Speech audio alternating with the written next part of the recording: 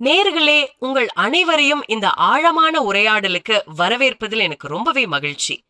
இப்போ உங்க பள்ளி நாட்களை கொஞ்சம் நினைத்து பாருங்க. நாம எல்லாருமே தேர்வுகளுக்காக பக்கமாக விடைகளை மனப்பாடம் செஞ்சுட்டு தேர்வு முடிஞ்ச அடுத்த நாளே அதை முழுவதுமாக மறந்திருப்போம் இல்லையா? கண்டிப்பா. நிறைய பேருக்கு பரீட்சை அப்படின்னாலே இந்த மனப்பாடம் செய்யறதுதான் உடனே ஞாபகத்துக்கு வரும். ஆமாம். இது ஏன் நடக்குது அப்படின்னு நீங்க எப்பதாவது யோசிச்சிருக்கீங்களா? அதாவது பிரச்சனை நமது நினைவாற்றலில் கிடையாது. சிறு வயதிலிருந்தே நம்ம விடை சொல்வதற்கு பழக்கப்படுத்தப்பட்டிருக்கோமே தவிர சுதந்திரமாக கேள்வி கேட்பதற்கு இல்லை. உண்மைதான். நாங்க சொல்றத நீ கேளு அப்படிங்கிற மனநிலையில தான் நம்ம கல்வி முறை இத்தனை காலமா இருந்துட்டு வருது. அதேதான்.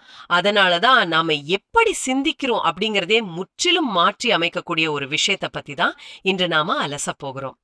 இது நீங்கள் இதுவரை கற்றுக்கொண்ட விதத்தையே மாற்றிவிடும். பாத்தீங்கன்னா இது ரொம்ப முக்கியமான ஒரு தலைப்பு.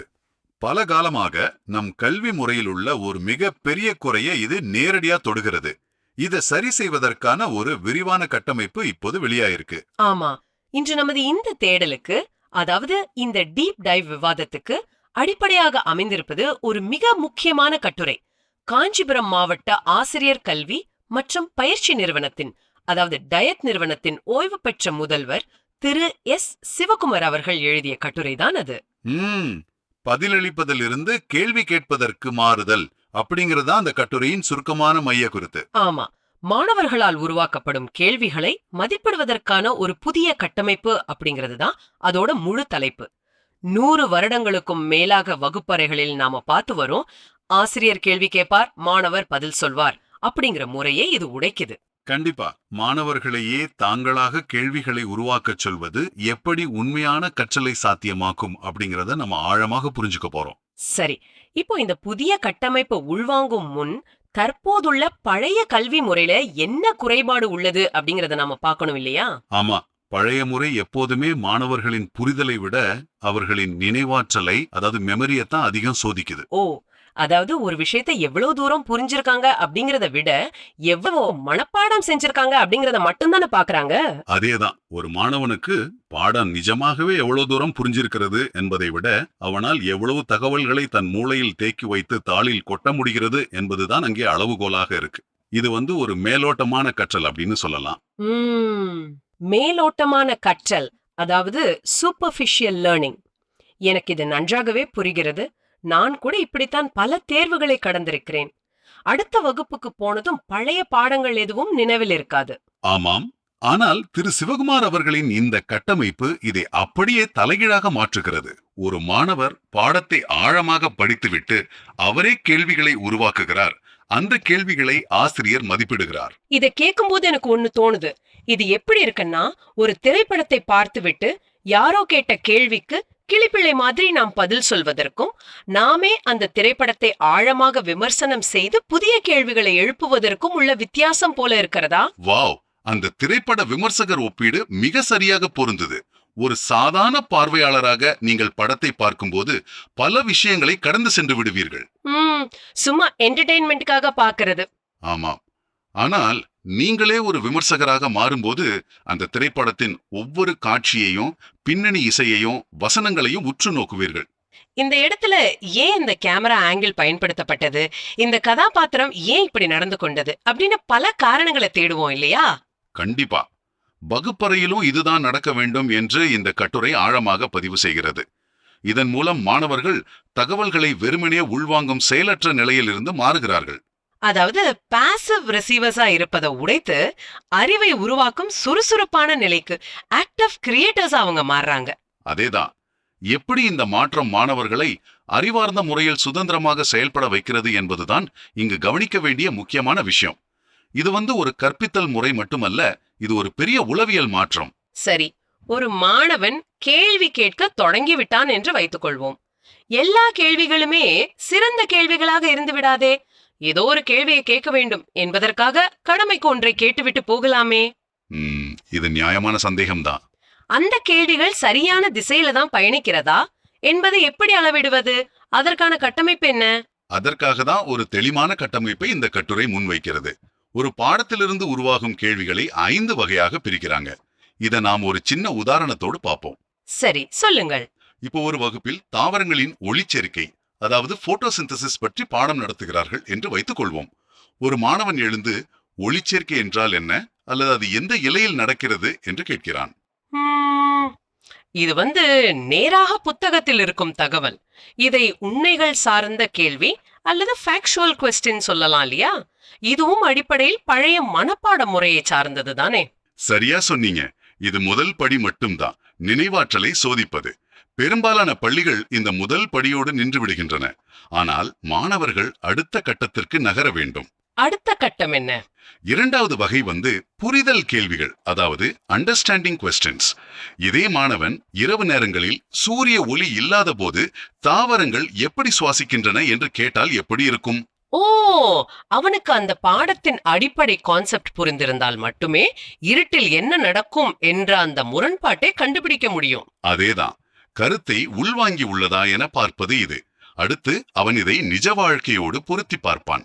அதுதான் மூன்றாவது வகையான பயன்பாட்டு கேள்விகள். பயன்பாடு, அதாவது அப்ளிகேஷன் கொஸ்டின்ஸ். இது எப்படி இருக்கும்? இன்வீட்டு இருட்டு அறையில் ஒரு செடியை வைத்தால் அது வளருமா என்று மாணவன் யோசிக்கிறான். தன் அன்றாட வாழ்க்கையோடு பாடத்தை இணைக்கிறான். ரொம்ப அருமை. இதை தாண்டி இன்னும் ஆழமாக போக முடியுமா? அதாவது ஏன் இலைகள் பச்சையாகவே இருக்கின்றன, வேற நிறத்தில் இருந்தால் ஒளிச்சேர்க்கை நடக்காதா என்று கேட்டால்? வாவ், நீங்களே அந்த நிலைக்கு வந்துட்டீங்க. ஒரு விஷயத்தை உடைத்து அதிலுள்ள காரண காரியங்களை ஆராய தொடங்கும் இந்த நிலையைத்தான் பகுப்பாய்வு கேள்விகள், அதாவது அனாலிட்டிக்கல் கொஸ்டின்ஸ் என்கிறார்கள். இது மாணவர்களின் சிந்தனையை நல்லா தீட்டும். ஆமாம், இறுதியாக வருவதுதான் ஆக்கப்பூர்வமான கேள்விகள், அதாவது கிரியேட்டிவ் கொஸ்டின்ஸ். பூமியில் சூரிய ஒளியே இல்லை என்று வைத்துக் கொள்வோம். அப்போது தாவரங்கள் உயிர் வாழ நாம் வேறு என்ன செயற்கை வழியை கண்டுபிடிக்கலாம் என்பது போன்ற கற்பனை திறனை தூண்டும் கேள்விகள். ஓஹோ, எந்த ஒரு தடையும் இல்லாத சிந்தனைகள். ஒரு சின்ன தலைப்பில் இத்தனை வகையான கேள்விகளா? ஆனா இது ஒரு ஆசிரியரின் பக்கத்திலிருந்து நீங்க யோசித்து பாருங்க. சொல்லுங்க. இவ்வளவு நாளா கையில இருக்கும் விடைத்தாளை வைத்துக்கொண்டு சரியா தவறா என்று மட்டும் திருத்திக் கொண்டிருந்த ஆசிரியர்களுக்கு இந்த பலவிதமான கேள்விகளை காணும்போது குழப்பம் வரும் இல்லையா?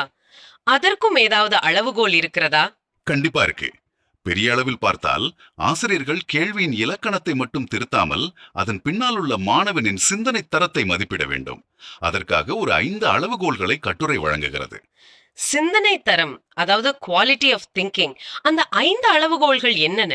ஆசிரியர் முதலில் பார்க்க வேண்டியது அந்த கேள்வி பாடத்திற்கு பொருத்தமானதா என்பதைத்தான். அதுதான் ரெலவன்ஸ். ஒளிச்சேர்க்கை பாடம் நடக்கும்போது செடிக்கு உற்றும் பிளாஸ்டிக் வாழியை பற்றி கேட்டால் அது பொருத்தமில்லை. கரெக்ட். அதை தாண்டி அந்த கேள்வி எவ்வளவு தெளிவாக கேட்கப்பட்டிருக்கிறது என்பது முக்கியம்தானே? அதாவது கிளாரிட்டி. ஆமா, குழப்பமில்லாமல் தெளிவாக இருக்கணும்.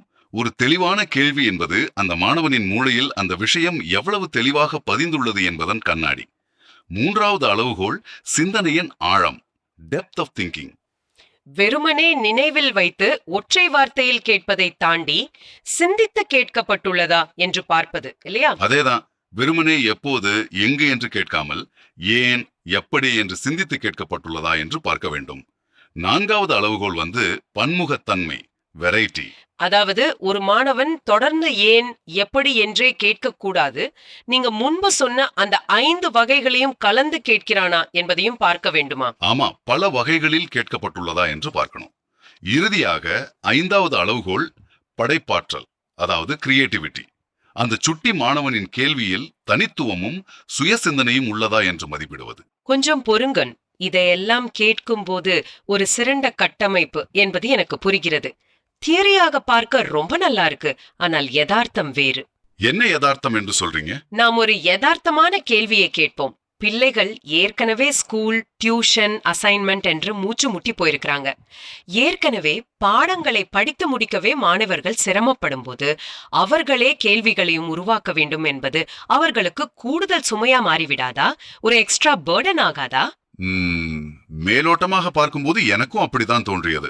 ஏதோ ஒரு கூடுதல் வேலையை மாணவன் தலையில் கட்டுவது போலதான் இது தெரியும். ஆனால் உளவியல் ரீதியாக இது ஏன் வேலை செய்கிறது என்று பார்த்தால் உங்களுக்கு புரியும். அது எப்படி சுமையை குறைக்கும்? மனப்பாடம் செய்வதை விட புதிதாக ஒரு கேள்வியை உருவாக்குவது கடினமான செயல் அல்லவா? அங்குதான் சுறுசுறுப்பான கற்றல் கோட்பாடு, அதாவது ஆக்டிவ் லேர்னிங் தியரி உள்ளே வருகிறது. நீங்கள் ஒரு பதிலை சும்மா மனப்பாடம் செய்யும் போது உங்கள் மூளை சீக்கிரமே சோர்வடைந்து விடுகிறது. ஏன்னா அது ஒரு இயந்திரத்தனமான வேலை. ஆமாம்.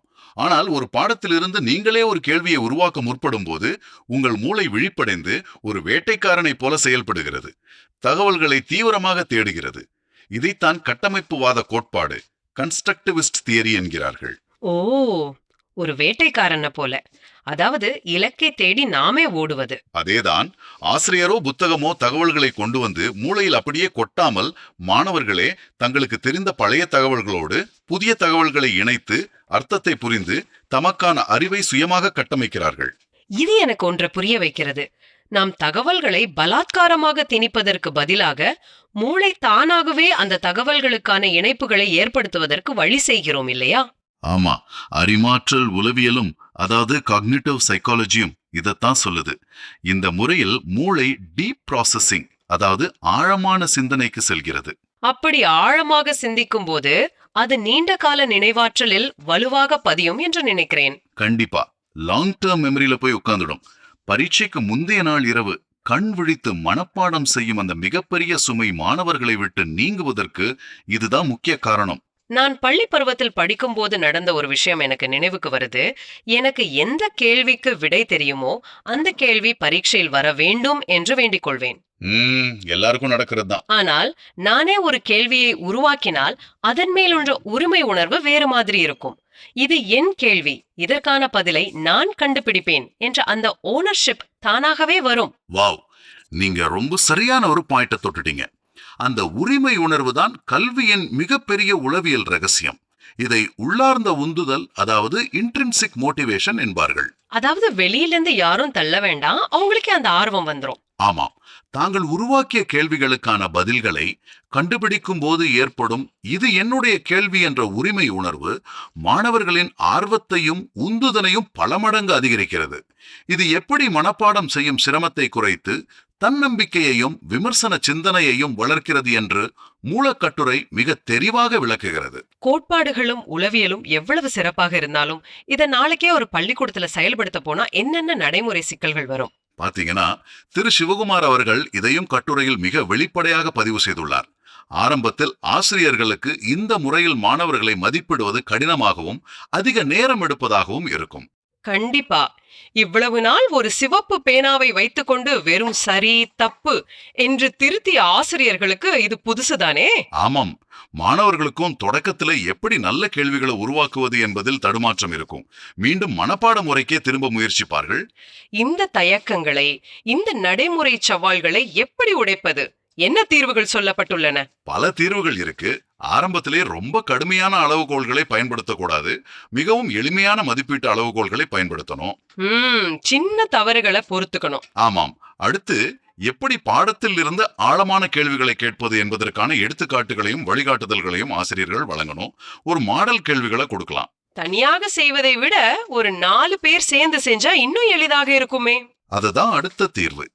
குழு செயல்பாடுகளை, அதாவது குரூப் ஆக்டிவிட்டிஸை ஊக்குவிக்க வேண்டும்.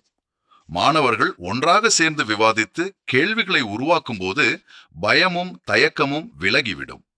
படிப்படியாக பயிற்சி அளிப்பதன் மூலமே இதை கொண்டு வர முடியும்.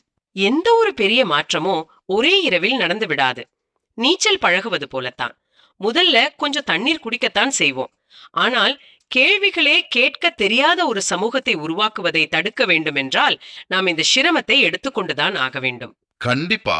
மாணவர்களின் எதிர்காலத்திற்கு இது எவ்வளவு அவசியம் என்பதை நாம புரிஞ்சுக்கணும்.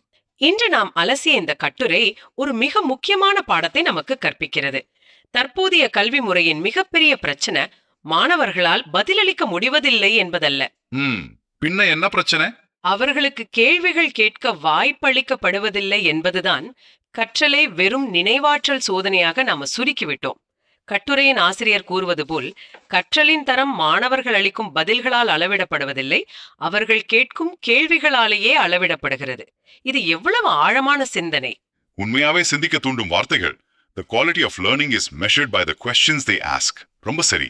நேயர்களே, உங்களுக்கான ஒரு சிறிய ஆனால் ஆழமான சிந்தனையோடு இந்த உரையாடலை நாம் நிறைவு செய்வோம். நீங்கள் இப்போது இதை கேட்டுக்கொண்டிருக்கும் ஒரு பெற்றோராகவோ அல்லது அலுவலகத்தில் வேலை செய்யும் ஒரு நபராகவோ இருக்கலாம். ஆமா. இந்த கேள்வி கேட்கும் முறை பள்ளிக்கூட மாணவர்களுக்கு இவ்வளவு சிறப்பான புரிதலை தருகிறதென்றால் இதை ஏன் நமது அன்றாட வேலைகளிலும் வாழ்க்கையிலும் பயன்படுத்தக்கூடாது? கண்டிப்பா பயன்படுத்தலாம். அடுத்த முறை நீங்கள் ஒரு செய்தித்தாளையோ அல்லது உங்கள் அலுவலகத்தில் ஒரு முக்கிய அறிக்கையோ படிக்கும்போது அதில் உள்ள தகவல்களை, அதாவது அவர்கள் முன்வைக்கும் பதில்களை அப்படியே ஏற்றுக்கொள்வதற்கு பதிலாக நீங்களாகவே 3 ஆழமான கேள்விகளை உருவாக்கினால் என்ன ஆகும்? இது ரொம்ப நல்ல பயிற்சி. இந்த ரிப்போர்ட் ஏன் இந்த தகவலை மட்டும் முன்னிலைப்படுத்துகிறது, இதற்கு பின்னால் உள்ள நோக்கம் என்ன என்று நீங்களே கேள்விகளை எழுப்புங்கள். தகவல் பெருவெள்ளம் நிறைந்த இந்த டிஜிட்டல் உலகில் மற்றவர்கள் உங்களை எளிதாக திசை திருப்பாமல் இருக்க இந்த கேள்வி கேட்கும் திறன்தான் உங்களின் மிகப்பெரிய ஆயுதமாக இருக்குமா? கண்டிப்பா அதுதான் மிகப்பெரிய ஆயுதமாக இருக்கும். இதை பற்றி சிந்தித்து பாருங்கள். கேள்விகளை கேளுங்கள், தேடலை தொடருங்கள். மீண்டும் ஒரு அருமையான தேடலில் சந்திப்போம். நன்றி. நேயர்களே, உங்கள் அனைவரையும் இந்த ஆழமான